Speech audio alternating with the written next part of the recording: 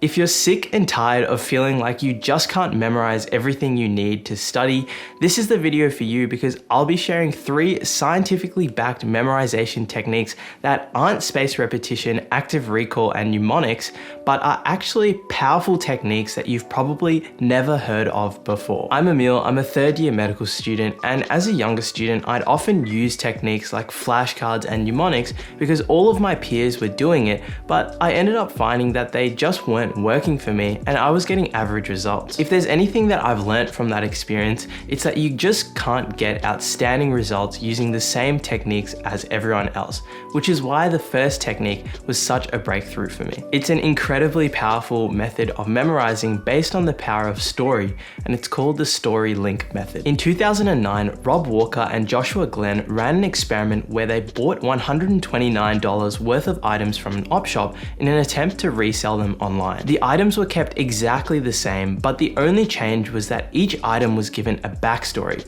a rich history that a buyer could look at and associate with the item. In the end, their $129 worth of items ended up selling for $3,600, a 2,700% increase in value. But why am I telling you this story? The significance of this experiment is that it highlights the insane power of story in swaying human emotion. For generations, humans have passed down important information to their offspring through stories and fables. A study conducted by Stanford professors found that students were able to recall 6 to 7 times more when recalling information through stories. And it's this power that we're going to leverage in our first technique. Imagine you're me last year and you have to remember 3 of the walls of the middle ear and their contents. I imagine a story where a drummer walks into a big rectangular room. He puts his drums down at the entrance and then he goes to the right and he almost falls into a tunnel that for some reason seems to smell a little bit delicious. Then he walks to the back of the room and he sees a soccer ball and a rugby ball. He kicks both of them, but for some reason, the rugby ball flies way higher than the soccer ball does. What this story tells you is that when you walk into the right middle ear, the first wall that you find has the eardrum, the right wall has a tunnel, which is the eustachian tube, which connects your ear to your nose, which is why you smell, and then the back wall contains an oval window and a round window, the soccer ball and the rugby ball, and the rugby ball goes higher, so the oval window is above the round window. I cut this story down for the sake of this video, but you can see that using a story can help you to remember details that otherwise you might spend hours doing flashcards on. Really clearly visualizing what your story looks like in your head helps enormously with remembering the details, and this leads us straight onto the second technique, which is something that I like to call absurd visualization. The human brain is hardwired to remember visual information. Before language was even invented, humans used visual cues to identify what foods were safe to eat and what paths were best for hunting. Researchers found that 75% of information processed by the brain is visual, and that visual information is better processed by students. To use this technique, you convert words in a list into an absurd image that you're unlikely to forget.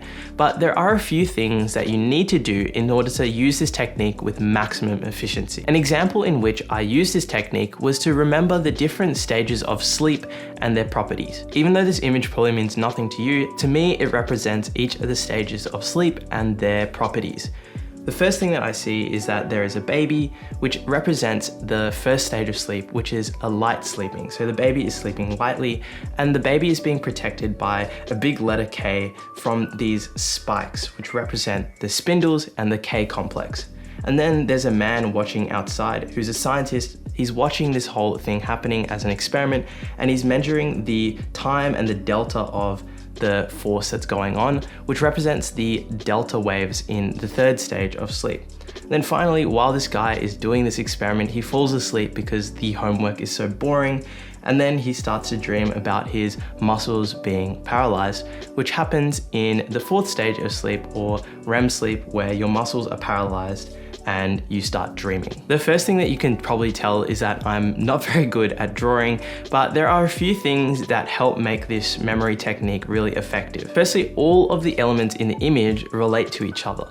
The baby is being protected by the K complex, which is protecting it from the spindles, and that whole thing is being watched watched in an experiment by the man who is a scientist. Secondly, all of the elements in this image are really absurd, which means that I'm much less likely to forget them. But these two techniques would mean nothing if it wasn't for the last technique, intuitive structuring. I'll talk about exactly how you can apply this soon, but intuitive structuring essentially involves learning concepts in such a way that details that usually would be memorized don't need to be memorized at all. Lots of students make the mistake of thinking that all of the information that they learn needs to be memorized from the very beginning, when this is not necessarily true. For example, a lot of medical students like to use the mnemonic dumbbells to remember the effects of the parasympathetic nervous system, but I like to remember this information through intuitive structuring. I like to remember that the parasympathetic nervous system is associated with rest and digest, which means that overactivity of the parasympathetic nervous system